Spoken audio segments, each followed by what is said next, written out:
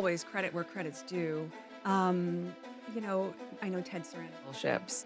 So if you can really adopt that motto and understand that, and without question, it was worth every effort. Picture this. It's 3 a.m. in Montecito. The mansion is silent, but Prince Harry, he's wide awake, staring at the ceiling, his thoughts racing. He grabs his phone, you know, that restless kind of night when sleep just refuses to come. So he starts scrolling. Old memories, old photos, harmless, right? Except this one time, what he finds completely shatters everything he thought he knew. It starts with a casual yacht photo, warm sunset glow, the kind of golden light that makes everything look like a movie.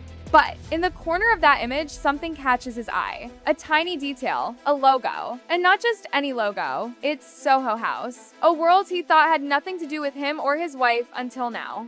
And suddenly, their perfect love story, the fairy tale everyone adored, starts to look less like fate and more like a setup, like someone had been scripting this story long before he ever walked into it.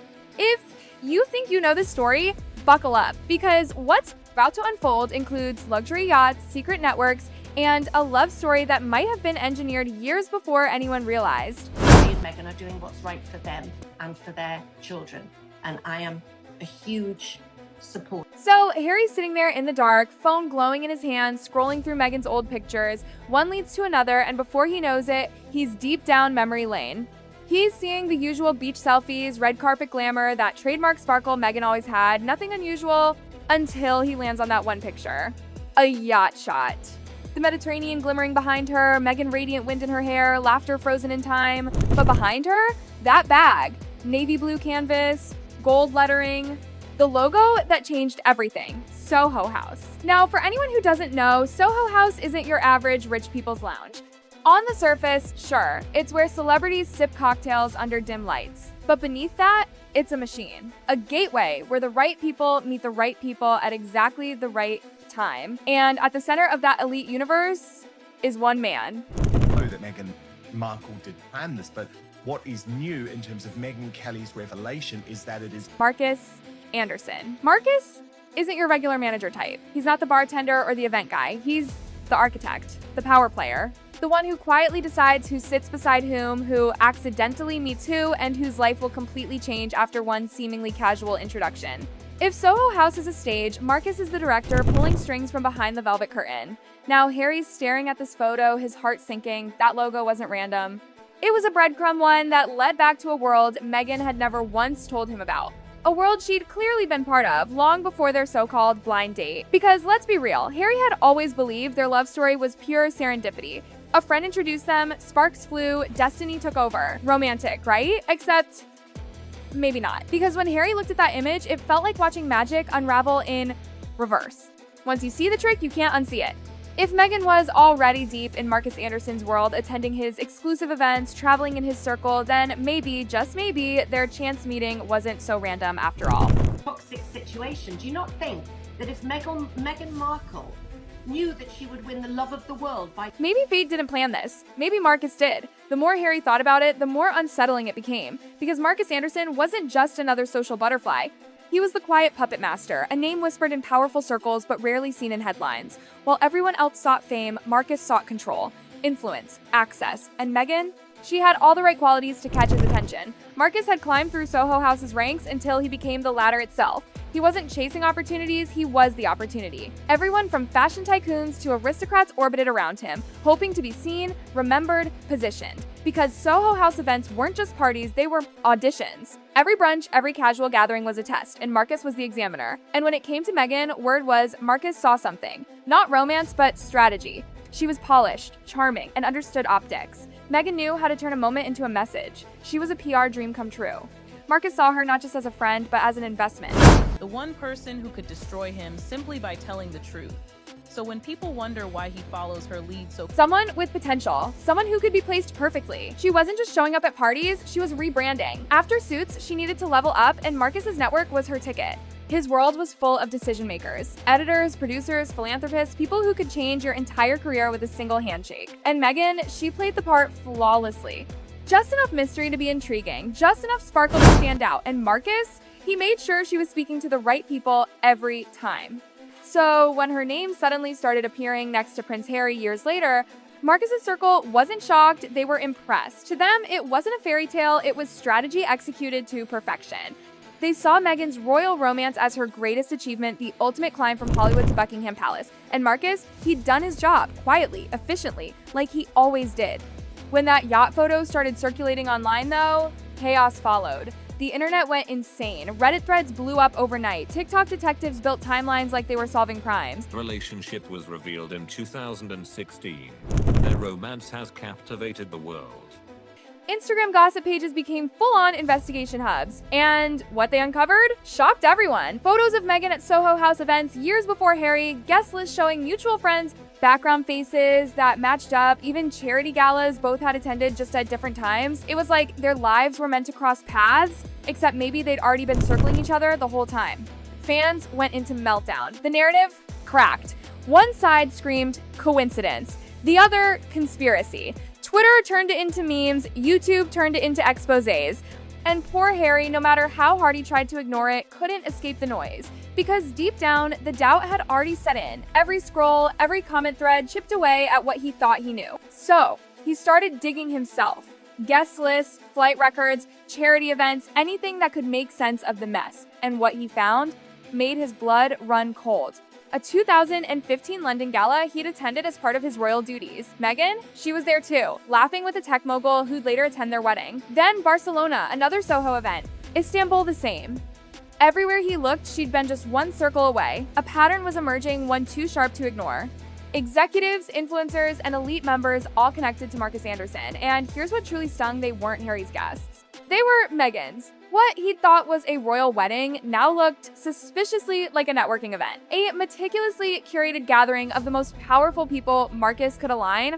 Even palace staff had whispered that the wedding didn't feel entirely royal. It felt commercial, like a brand launch. Harry flipped through the photos again, smiling faces he didn't recognize, guests he'd barely met, and as he looked closer, the realization hit like a punch. He hadn't just married Meghan Markle. He'd married into a brand. He was the crown jewel, the ultimate PR win. Everything about that day, from the guest list to the guest seating, had been a calculated arrangement. Not about love, about leverage. And somewhere behind all the glitter and cheers, Marcus Anderson was likely smiling quietly, mission accomplished. Time passed. The world saw the glitz, but behind closed doors, something inside Harry began to fracture. The tension built quietly, a heaviness neither he nor Meghan could ignore. Then came that night, the night everything shifted forever. The Montecito mansion was dimly lit, candles burned low. Outside, the California breeze rustled through the trees. Inside, silence stretched between them like glass ready to crack. Harry finally broke it. "Are you still in contact with Marcus Anderson?" he asked. Meghan didn't flinch, didn't blink, just lifted her eyes, calm and unreadable. "He's my friend," she said simply.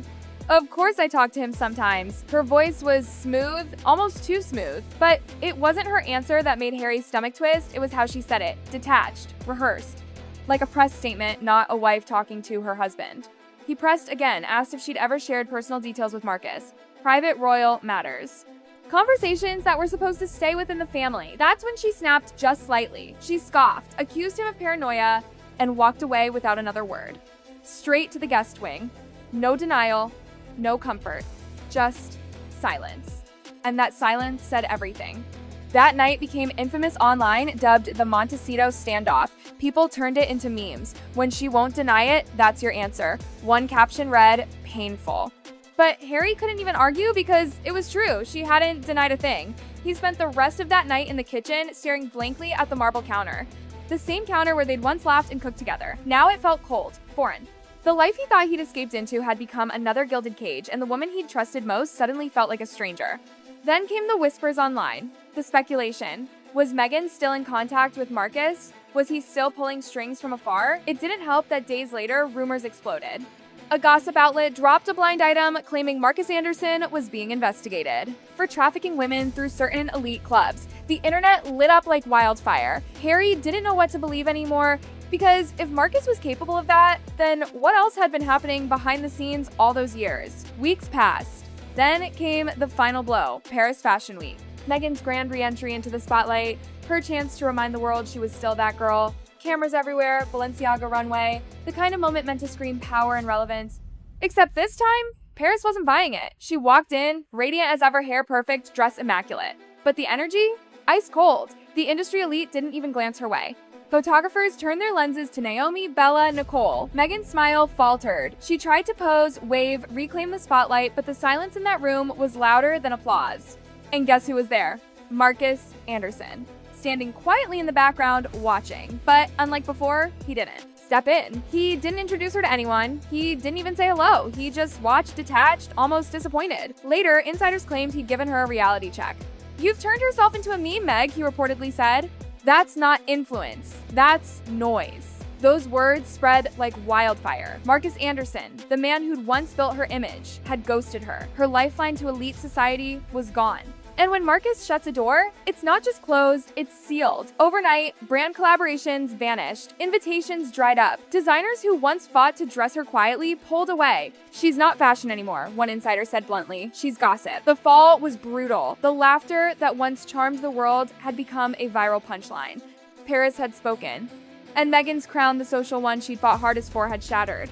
Marcus didn't destroy her. He just stopped protecting her. And in the world of quiet power, that's all it takes. For Meghan, it was the ultimate isolation. The very network that built her was now gone. She wasn't royalty. She wasn't Hollywood. She was in between, stranded in a space no one wanted to claim. And Harry, watching from California, finally saw the truth. The fairy tale had ended. The castle wasn't built on love, it was built on strategy, on mirrors, angles, and perfect timing. Once the reflection cracked, all that remained was reality, and the reality was cruel. Harry now spends his nights where it all began, alone in Montecito, scrolling through memories, still wondering how it all got here, how one innocent yacht photo with a single logo could unravel everything. The world keeps asking the same haunting question. Was it ever love? Was Meghan Markle the ambitious woman who fell for a prince? Or the strategist who played the long game perfectly? Maybe it was both. Maybe that's what makes it so complicated and so human.